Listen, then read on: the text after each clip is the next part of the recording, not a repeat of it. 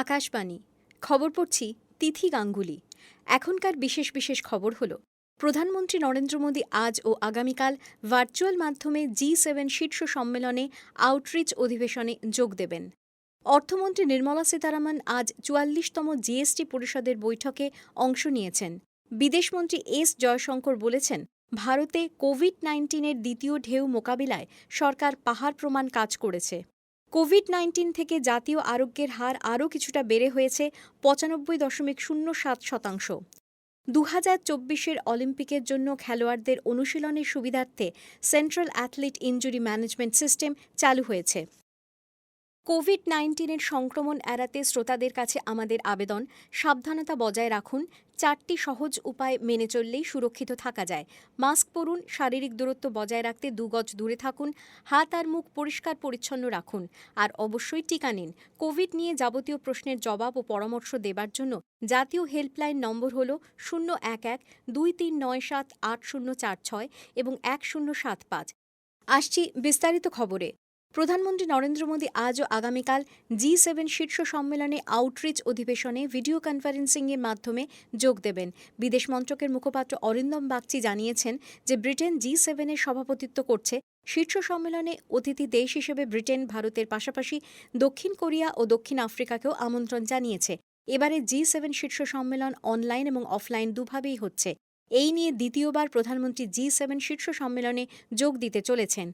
অধিবেশনে করোনা অতিমারির কবলমুক্ত হওয়ার পাশাপাশি স্বাস্থ্য এবং জলবায়ু পরিবর্তনের মতো গুরুত্বপূর্ণ বিষয়গুলি নিয়ে অংশগ্রহণকারী দেশগুলি মতবিনিময় করবে বলে মনে করা হচ্ছে। করোনা ভাইরাসের উৎস সম্পর্কে বিশ্ব স্বাস্থ্য সংস্থা WHO-এর নেতৃত্বে স্বচ্ছ তদন্তের জন্য G7 দেশগুলি দাবি জানাবে। শিখর সম্মেলনের খসড়া কর্মসূচি অনুযায়ী সদস্য দেশগুলি বিশ্বের বিভিন্ন দেশকে ১০০ কোটি ভ্যাকসিন ডোজ দেওয়ার ব্যাপারেও অঙ্গীকারবদ্ধ হয়েছে। উল্লেখ্য, G7 গোষ্ঠীর সদস্য দেশ Canada, France, Germany, Italy, Japan, Britain এবং আমেরিকা গতকাল থেকে ৩ দিনের সম্মেলনে যোগ দিয়েছে। প্রধানমন্ত্রী নরেন্দ্র মোদী বলেছেন, ভারতের উচ্চাকাঙ্ক্ষামূলক জেলা কর্মসূচির লক্ষ্য হল দেশ জুড়ে সর্বাত্মক উন্নয়ন। এক টুইট বার্তায় শ্রী মোদী আজ বলেছেন, এই ধরনের কর্মসূচির আওতায় অনেক জেলায় সামগ্রিক উন্নয়ন ঘটছে।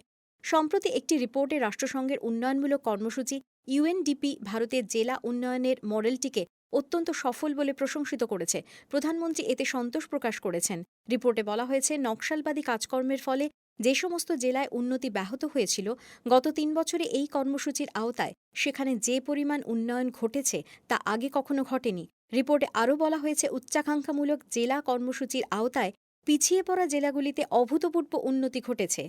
কেন্দ্রীয় অর্থমন্ত্রী নির্মলা সীতারামন আজ জিএসটি পরিষদের ৪৪তম বৈঠকে পৌরোহিত্য করছেন।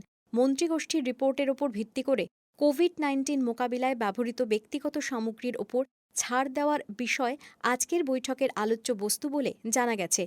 বিভিন্ন রাজ্য ও কেন্দ্রশাসিত অঞ্চলের অর্থমন্ত্রী ও পদস্থ আধিকারিকদের পাশাপাশি কেন্দ্রীয় অর্থ প্রতিমন্ত্রী অনুরাগ ঠাকুরও আজকের বৈঠকে অংশ নিয়েছেন। উল্লেখ্য, গত ২৮শে মে বৈঠকে পণ্য পরিষেবা কর পর্ষদ বেশ কয়েকটি কোভিড-১৯ সামগ্রীর ওপর IGST সম্পূর্ণ ছাড় দেবার সুপারিশ করে। এগুলির মধ্যে রয়েছে medical oxygen, oxygen concentrator, oxygen পরিবহনের কিছু সামগ্রী, কোভিড পরীক্ষার টেস্ট কিট এবং করোনা ভ্যাকসিন। এবছরের ৩১শে অগস্ট পর্যন্ত এই ছাড় দেওয়ার জন্য সুপারিশ করা হয়েছে। ক্ষুদ্র ও মাঝারি করদাতাদের রিটার্ন জমা দেওয়ার ক্ষেত্রে দেরির জন্য লেট ফির পরিমাণ কমানোরও সিদ্ধান্ত নেওয়া হয়েছে। বিদেশমন্ত্রী এস জয়শঙ্কর কুয়েতে বসবাসকারী প্রবাসী ভারতীয়দের আশ্বাস দিয়ে বলেছেন, কোভিড-১৯-এর দ্বিতীয় ঢেউ কমে আসছে। অতিমারি মোকাবিলায় ভারত সরকার পাহাড় প্রমাণ কাজ করেছে। ড জয়শঙ্কর তেল সমৃদ্ধ এই উপসাগরীয় দেশের নেতৃবৃন্দের সঙ্গে প্রথম দ্বিপাক্ষিক বৈঠকে অংশ নিতে কুয়েতে গেছেন। বৈঠক শেষে প্রবাসী ভারতীয়দের উদ্দেশ্যে তিনি বক্তব্য পেশ করে বলেন, মে মাসের গোড়ার তুলনায় দৈনিক নতুন করে সংক্রমণের সংখ্যা বর্তমানে অনেকটাই কমেছে। আক্রান্তের হারও অনেক কম। সরকারের বিভিন্ন উদ্যোগের ফলে এটা সম্ভব হয়েছে বলে ড জয়শঙ্কর জানান। বিদেশমন্ত্রী একথাও বলেন, সুষ্ঠুভাবে অক্সিজেন সরবরাহের জন্য ভারতীয় রেল কয়েকশো অক্সিজেন ট্রেন চালিয়েছে। বায়ুসেনার বিমানকেও অক্সিজেন সরবরাহের কাজে লাগানো হয়েছে। কোভিড চিকিৎসার জন্য প্রয়োজনীয় ওষুধপত্র বিভিন্ন দেশ থেকে আনা হয়েছে। পাশাপাশি দেশজ উৎপাদন বৃদ্ধির ওপরও জোর দেওয়া হয়েছে। অর্থনীতির পুনরুজ্জীবন উল্লেখ করে ড জয়শঙ্কর বলেন, গত বছরের তুলনায় করোনার দ্বিতীয় ঢেউয়ে অর্থনৈতিক ক্ষতি কম হবে বলে অনুমান করা হচ্ছে। বিদেশে বসবাসকারী ভারতীয়দের বিশেষ ভূমিকার কথাও তিনি উল্লেখ করেছেন। সুপ্রিম কোর্ট অবিলম্বে পশ্চিমবঙ্গ সরকারকে এক দেশ এক রেশন কার্ড চালু করতে বলেছে। রাজ্য সরকারকে নোটিশ পাঠিয়ে সর্বোচ্চ আদালত বলেছে, এ ব্যাপারে কোনো অজুহাত বা সমস্যার কথা শোনা হবে না। এই প্রকল্প পরিযায়ী শ্রমিকদের জন্য। উল্লেখ্য, এক জনস্বার্থ মামলায় সুপ্রিম কোর্ট গতকাল এই নির্দেশ দেয়। কেন্দ্রীয় মন্ত্রী স্মৃতি ইরানি ও গজেন্দ্র সিং শেখাওয়াত এ প্রসঙ্গে জানিয়েছেন, এই প্রকল্প চালু হলে পশ্চিমবঙ্গের দরিদ্র মানুষ ও পরিযায়ী শ্রমিকরা উপকৃত হবেন। তাই মানুষের স্বার্থেই রাজ্যের মুখ্যমন্ত্রী এই প্রকল্প চালু করবেন বলে তারা আশাবাদী। এর আগে শীর্ষস্থানীয় বিজেপি নেতা ও কেন্দ্রীয় মন্ত্রী রবিশঙ্কর প্রসাদ দিল্লি সরকারের বাড়িতে রেশন পৌঁছে দেবার প্রকল্পের সমালোচনা করেছেন। তিনি বলেছেন, এই পদক্ষেপ গ্রহণ 2013 জাতীয় খাদ্য সুরক্ষা আইন লঙ্ঘন বলে বিবেচিত হবে। এক দেশ এক রেশন কার্ড প্রকল্প কেন দিল্লি সরকার চালু করেনি সেই নিয়েও তিনি প্রশ্ন তোলেন। এ খবর শুনছেন আকাশবাণী থেকে। দেশে দৈনিক করোনা সংক্রমণ আজ আরও কিছুটা কমে হয়েছে 84,332। এই নিয়ে টানা 5 দিন সংক্রমণ সংখ্যা 1 লক্ষের নিচে রয়েছে। কেন্দ্রীয় স্বাস্থ্যমন্ত্রকের আজ সকালের রিপোর্ট অনুযায়ী 24 ঘণ্টায় সুস্থ হয়ে উঠেছেন 1,21,311 জন। এর ফলে দেশে মোট 2,93,59,155 জন আক্রান্তের মধ্যে 2,79,11,000-এরও বেশি সুস্থ হয়ে উঠেছেন। জাতীয় আরোগ্যের হার বেড়ে হয়েছে 95.07%। দেশে মোট অ্যাক্টিভ কেসের সংখ্যা এখন 10,80,690, যা আক্রান্তের 3.68%। গত 24 ঘণ্টায় মৃত্যুর সংখ্যা কিছুটা বেড়ে হয়েছে 4,002 জন। এর ফলে মৃতের সংখ্যা বেড়ে হয়েছে 3,67,081। দেশে এ পর্যন্ত 24,93,00,000 টিকাকরণ সম্পন্ন হয়েছে। গতকাল সন্ধ্যা পর্যন্ত 31,50,000 ভ্যাকসিন ডোজ দেওয়া হয়। এর মধ্যে 28,48,000 মানুষ টিকার প্রথম ডোজ এবং 3 লক্ষেরও বেশি মানুষ টিকার দ্বিতীয় ডোজ পান।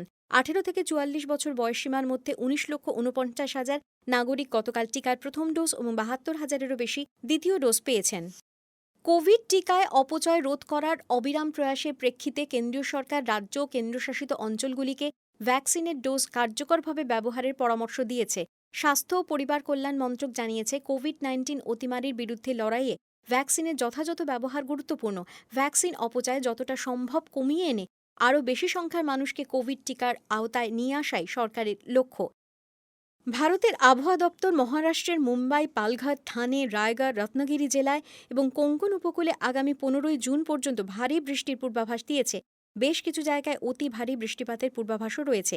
এই সমস্ত এলাকায় লাল সতর্কতা জারি হয়েছে। মানুষজনকে খুব প্রয়োজন না হলে বাড়ি থেকে বেরোতে বারণ করা হয়েছে। এদিকে আগামীকাল ও 14 জুন মহারাষ্ট্র সরকার বৃহন্মুম্বাই পুরসভা, বিপর্যয় মোকাবিলা বাহিনী, দমকল, বিদ্যুৎ দপ্তরগুলিকে সতর্ক থাকার পরামর্শ দিয়েছে। এনডিআরএফ, উপকূলরক্ষী বাহিনী ও নৌবাহিনীর সঙ্গেও যোগাযোগ রাখা হচ্ছে। অন্যদিকে উত্তর পশ্চিম বঙ্গোপসাগর সহ ওড়িশা ও গাঙ্গেয় পশ্চিমবঙ্গের উপকূলবর্তী এলাকার উপর একটি নিম্নচাপ অঞ্চল ও ঘূর্ণাবর্তের সৃষ্টি হয়েছে। আগামী কয়েক ঘণ্টায় এটি পশ্চিম ও উত্তর পশ্চিম দিকে অগ্রসর হবে। এর ফলে দক্ষিণ পশ্চিম মৌসুমি বায়ু গতকাল পশ্চিমবঙ্গের আরও বেশ কিছুটা অংশে প্রবেশ করেছে। আবহাওয়া দপ্তরের পক্ষ থেকে জানানো হয়েছে, নিম্নচাপের ফলে আজ ও আগামীকালের মধ্যে গোটা রাজ্যেই দক্ষিণ পশ্চিম মৌসুমি বায়ু ঢুকে পড়বে। এর প্রভাবে রাজ্যের বিভিন্ন জেলায় বজ্র বিদ্যুৎ সহ বৃষ্টিপাতের পূর্বাভাস দেওয়া হয়েছে। মৎস্যজীবীদের আগামী 14 তারিখ পর্যন্ত সমুদ্রে যেতে নিষেধ করা হয়েছে। কেন্দ্রের যুব ও ক্রীড়ামন্ত্রী কিরেন রিজিজু ক্রীড়াবিদদের চিকিৎসা পুনর্বাসন ব্যবস্থাকে সুসংহত করতে central athlete injury management system কেমস চালু করেছেন।